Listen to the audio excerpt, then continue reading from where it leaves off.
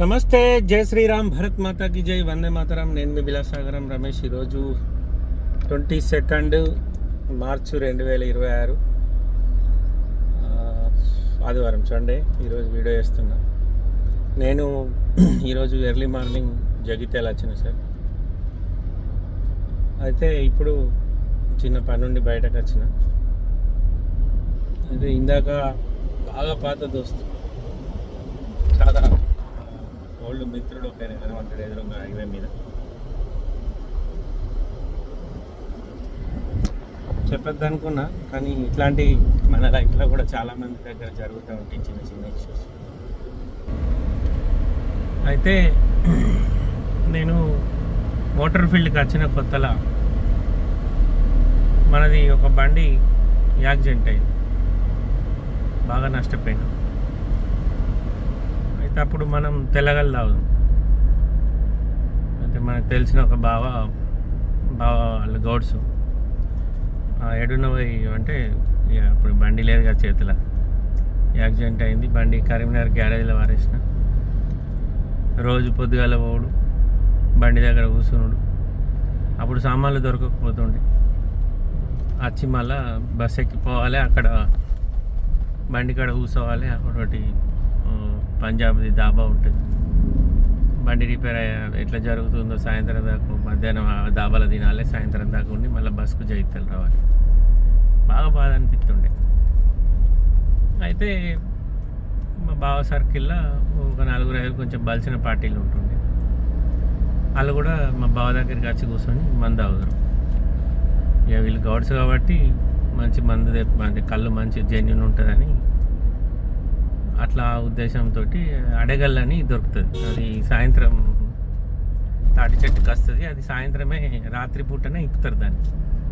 అది అంటే పొద్దున కట్టిన తర్వాత ఏదైతే గింతంత బెంకిలల్లో చిన్న ఒక 2 చాయ్ గిలాసుల మందం పడుతుంది. అది బాగా ఫేమస్, దాన్ని బాగా మంది లైక్ చేస్తారు. అయితే ఆ కళ్ళు కోసం మేమందరం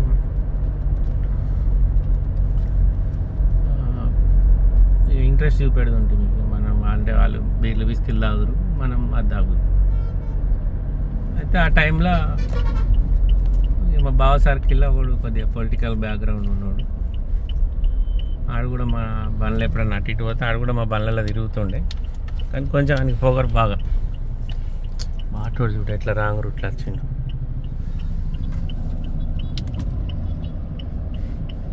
అయితే వాడు మన బండి యాక్సిడెంట్ అయిందని మనం బాధలో ఉన్నాం. ఆయనకి కొంచెం అప్పుడు ఒక కారు ఉంటుండే, ఆఫీషియల్ క్యాండిడేట్ లెక్క బిల్డప్లు ఇస్తుండే. వాడు బాగా ఎగతాళి చేసుకుంటూ మాట్లాడిండు. మస్తు బాధపడ్డా. మా బావకు కూడా చెప్పిన, బావ నువ్వు రమ్మంటే వచ్చి ఇక్కడ కూర్చున్నా తప్ప, లేకపోతే అన్ని ఇప్పుడు అంత తలకే వాళ్ళకూడదు, అంత కోపం వచ్చిందని చెప్పిన. ఏ పొంతి ఆడు కొంచెం నమ్మకం చూసి వదిలే అని. వాడు ఇయ్యాలి కనబడ్డాడు నాకు బాగా సంవత్సరాల తర్వాత.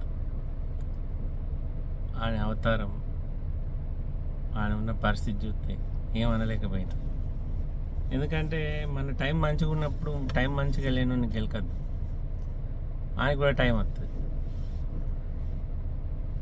అప్పుడు మనం ముఖం చూడడానికి కూడా ఉన్నాం. ఇప్పుడు ఒక మాట్లాడంగా ఆ సందర్భంలో ఆడికి వచ్చిండు.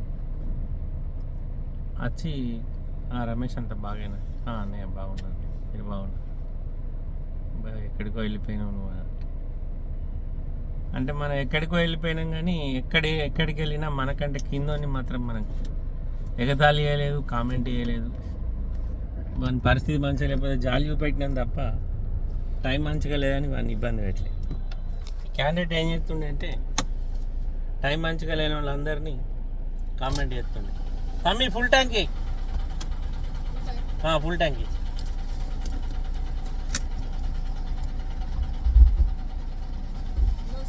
ఓకే.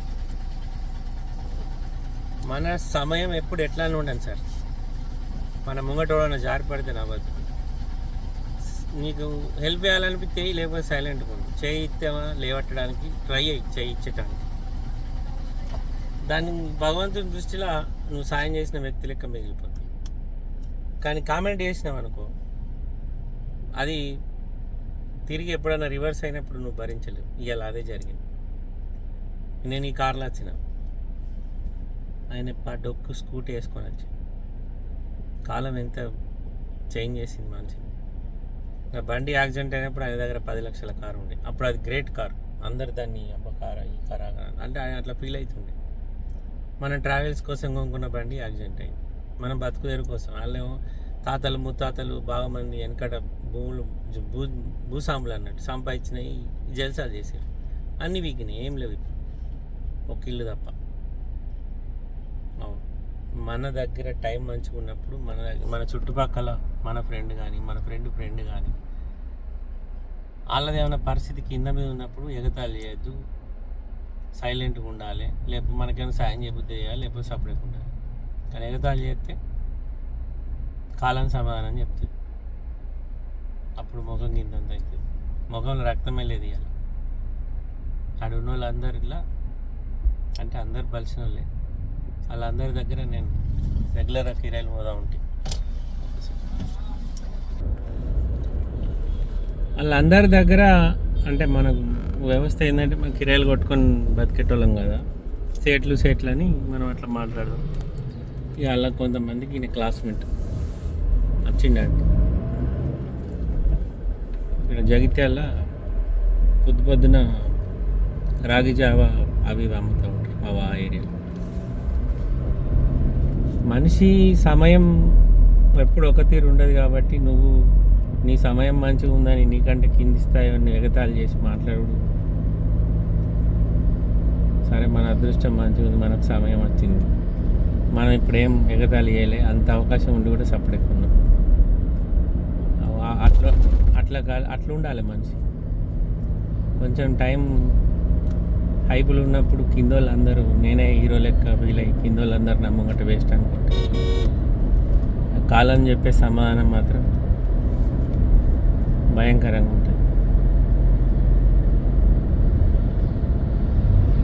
మనిషిని చూస్తే ఆ రోజు ఎప్పుడో 15 ఏళ్ళ క్రితం జరిగిన సంఘటన ఇమ్మీడియట్లీ నా కళ్ళ ముంగట కనబడ్డది. బాగా ఓవర్ చేసిండు, చెడ్డీ తడిసేదాకా కొట్టేంత కెపాసిటీ ఉన్నా కూడా ఆ భావముఖం చూస్తే అప్పుడే కూర్చున్నాడు. సరే ఆర్థికంగా వీక్ ఉన్నాం కావచ్చు, కానీ శారీరకంగా బలంగానే ఉన్నాం కదా. ఓకే సార్, ఏమన్నా మిస్టేక్ మాట్లాడితే సారీ. మన జీవితంలో కూడా చాలామంది ఇట్లాంటి వాళ్ళు మనల్ని అప్పుడప్పుడు ఎగతాళి చేసిన వాళ్ళు కనబడుతూ ఉంటారు, అందుకే వీడియో చేశాను. నమస్తే, జై శ్రీరామ్.